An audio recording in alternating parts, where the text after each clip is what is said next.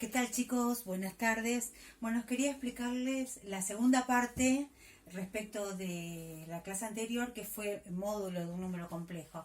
Hoy les voy a explicar argumento de un número complejo, ¿sí?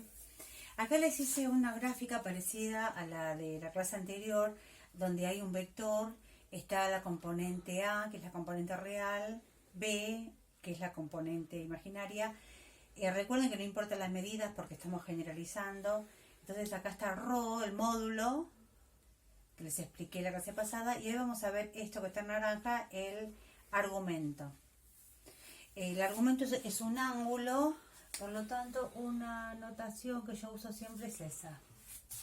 Entonces acá les escribí, el argumento es el ángulo, el argumento de z, es el ángulo que forma ese vector con el semieje positivo de las abscisas. Usé los colores para que vayan viendo. El semieje positivo de las abscisas es este que está en verde. Es una semirrecta que se orienta desde el centro de coordenada 0, 0 hacia el más infinito, hacia la derecha. Siempre se marca hasta la flecha. Siempre se representa el argumento, el ángulo, con la letra griega phi, de Fidias. Esto tiene que ver con el número de oro y con la fachada del Partenón de Atenas, que fue el escultor que la hizo, ¿sí? Fidias. Y por eso se llama Phi. O sea que Phi, si ustedes ven, acá hay un triángulo rectángulo. Por lo tanto, si este es el ángulo en cuestión, acá tenemos el cateto opuesto y el cateto adyacente. Y recuerden, cateto opuesto y cateto adyacente sería la tangente del ángulo, ¿sí? O sea que acá sería la tangente, que sería B sobre A. Esta sería la fórmula general del ángulo. Y ahí les explico cómo lo vamos a trabajar. Copien todo y por favor copien la teoría también, que acá se escribe solamente la definición, pero copien todo lo que yo les digo verbalmente porque eso les va a ayudar también.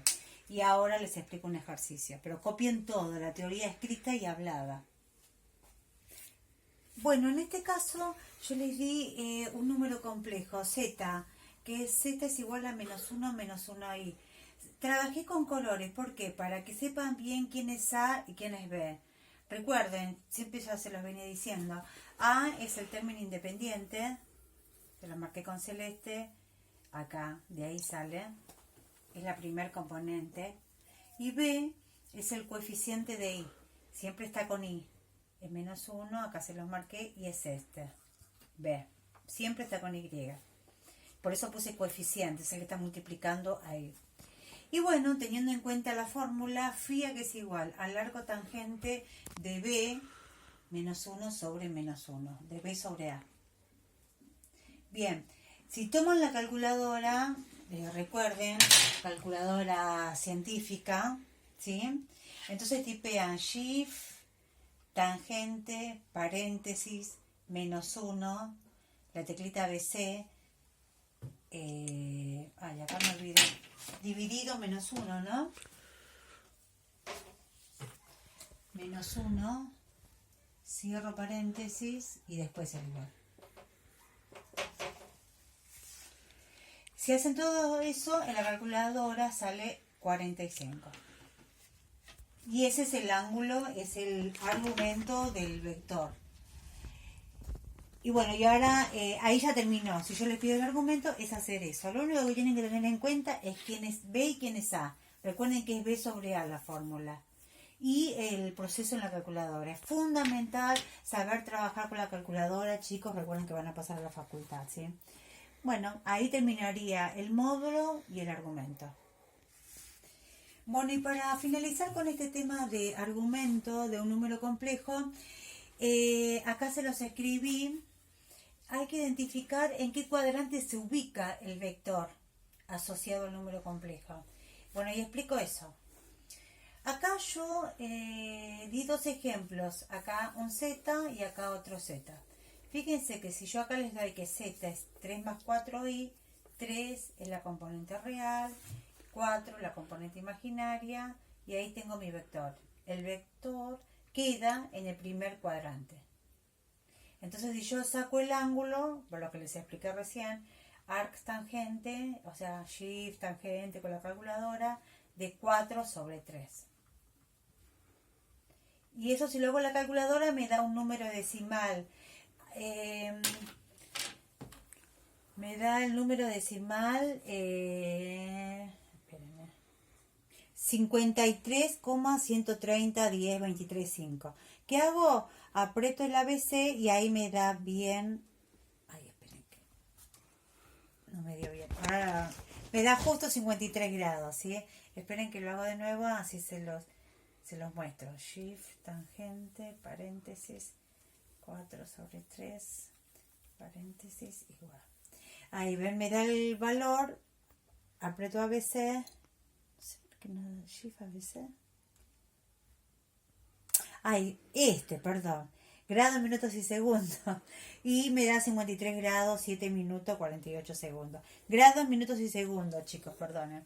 Entonces ahí me da en grados, minutos y segundos. Tengo que apretar la teclita grados, minutos y segundos.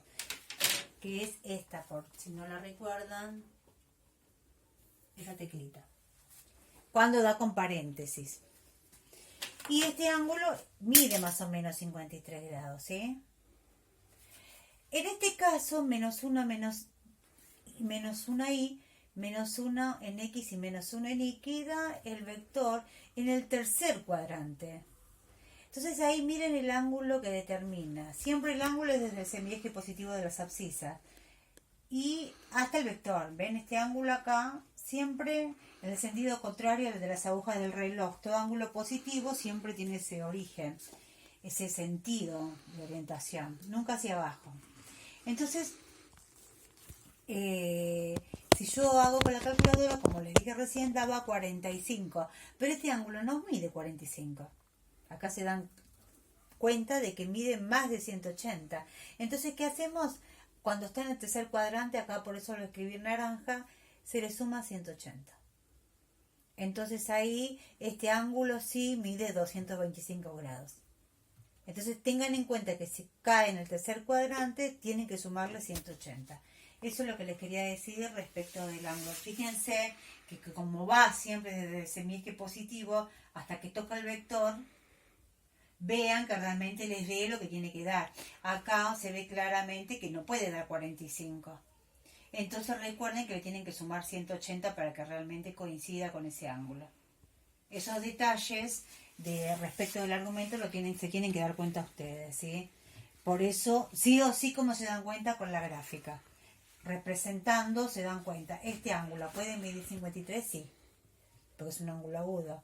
En cambio, este no puede medir 45. Entonces, ustedes recuerden, anoten, si está en el tercer cuadrante, siempre se le suma 180 grados. Bueno, entonces ahora les dejo la ejercitación.